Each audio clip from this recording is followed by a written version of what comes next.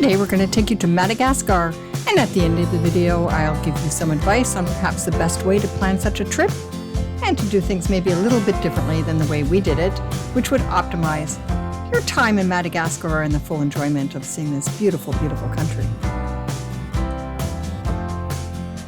We are Pierre, Lisa, and our furry crew member Tiller. We are sailing around the world in our Ultramare 5X catamaran. Please subscribe to join our adventures. If you want to know more about sailing with a dog on board, please visit our website. I just posted a blog with some hints and advice about sailing internationally with a dog. We've now sailed across 3 oceans with BioTrek: the Atlantic Ocean, the Pacific Ocean, and now the Indian Ocean from Indonesia to Mauritius.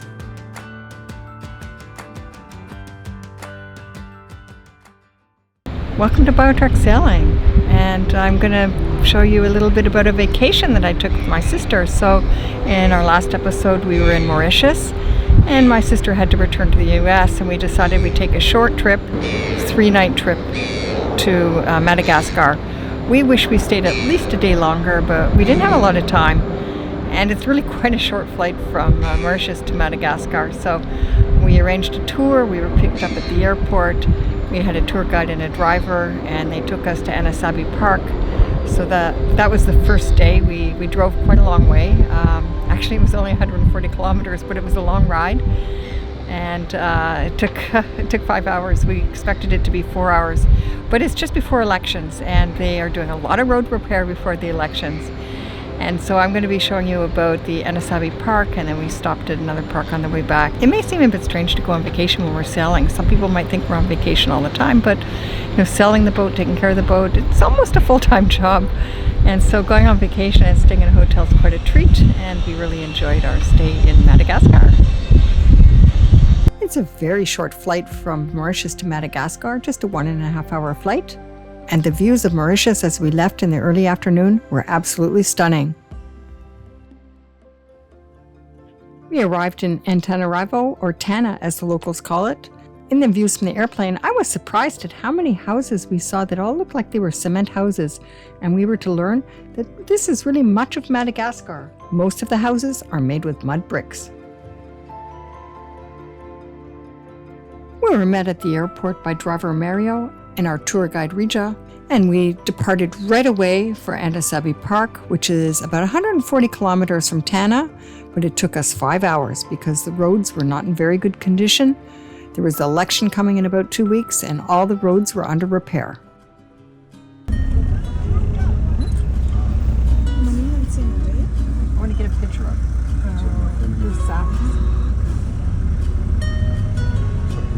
The airport is far from the city, and as we drive through the city on the way to Andasibe, we can see the contrast of really nice houses, gated communities and schools, shopping areas, and there were people everywhere. Huts, markets, people selling sunglasses on the side of the road, and carts being pushed full of produce or old tires. Our guide pointed out the yellow water jugs being delivered by cart because many houses in the city do not have running water. As we left the city, the landscape became greener and greener, with many rice paddies here and there. It was just a beautiful landscape. Riji explained that 98% of the houses are now made from bricks. Our guide explained that at the end of the 19th century, there was a large fire in Tana, and the Queen, Ranavalona II, encouraged the use of bricks instead of wood to make houses, and it would also prevent the problem of deforestation. And despite the Queen's laws to protect the country's forests, over 80% of Madagascar's native forests have been lost. Most has occurred since the 1950s. Around Tana, the soil is a red clay, and the bricks are made by mixing zebu dung with the clay, forming the bricks, and then the bricks are baked. Everywhere we traveled in Madagascar, we could see bricks being made, bricks being piled up, bricks here and there, everything made of these red bricks. In the countryside outside of Tana, the houses are often 2 stories, with the bottom floor being for storage and for animals, and this top story being for living. And you can see, here's the kitchen. You can see the smoke stained outside the window here.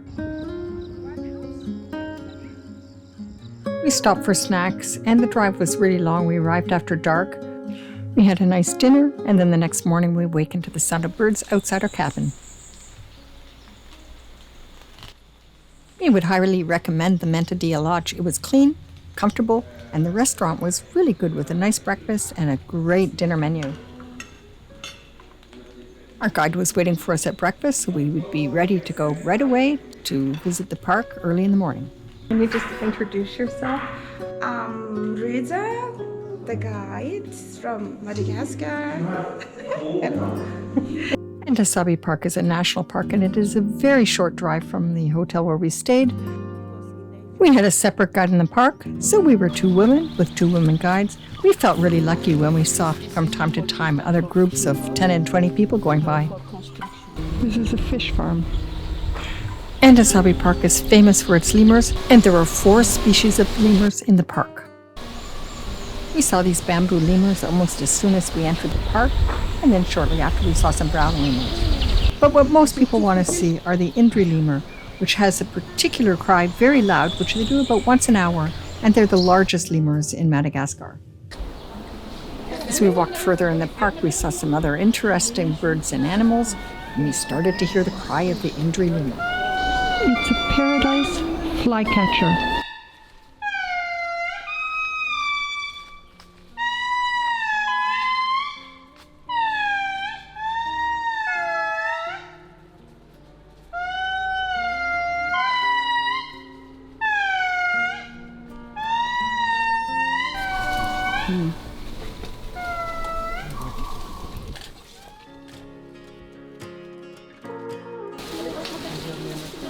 And then we saw them, the Indri lemur that lives high in the forest, eating the forest leaves.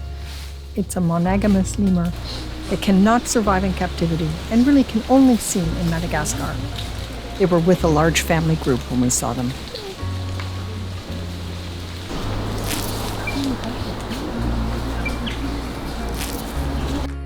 It's a secondary rainforest where they are, and the forest was really dense, so it was really quite hard to see them through all the leaves and get a good shot of them. But really magnificent animals.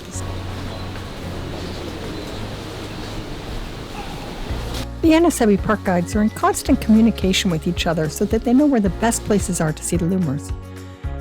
We were told that there were sea flecky lemurs in another place, so we rushed over there. Oh, you've got to do this.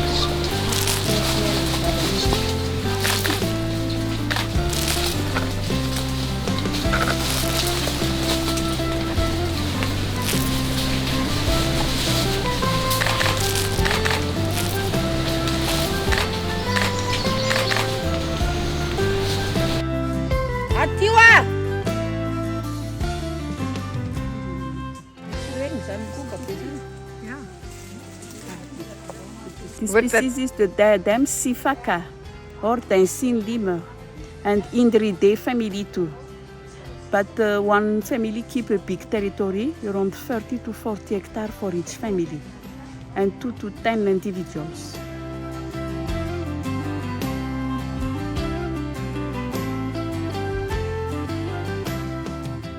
We had a fabulous walk this morning, a guided walk. Really a nice park with essentially a stone path most of the way. It's a tropical rainforest, no rain today, but they really have the path prepared for being in the rain. And our guides were fabulous. So we have our guide from yesterday, and we had Nina, who's the guide for the park. And we're about to have lunch, and we will go and walk this afternoon. We hadn't really booked enough time because the hotel itself was really magnificent, and we didn't have time to enjoy the pool. We would have liked to have spent a few more days in the park. So if you go and do this kind of trip, take your time to enjoy each park because there's so much to see. You can just spend many days going into the same park. So that's a termite nest. Termite nest. A tree boa. He's looking right at me. It's gonna go for you.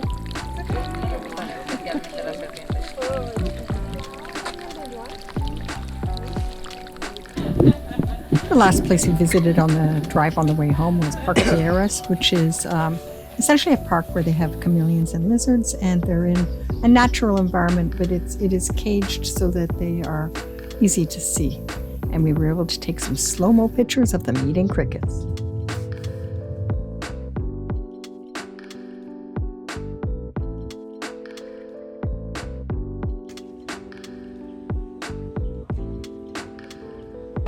Just the number of trucks is unbelievable.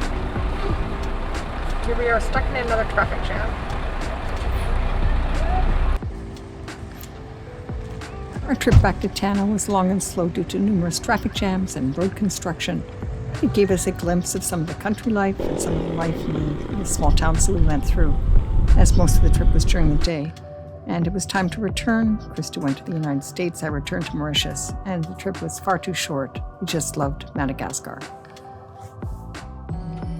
We'd really appreciate it if you subscribe and give us a like. And if you like these videos, consider a donation to the Alliance to Cure. This is a foundation that we support. They're trying to find a cure for the disease of cerebral cavernous malformation. And you can find more information on the links in the comments below and also on our website.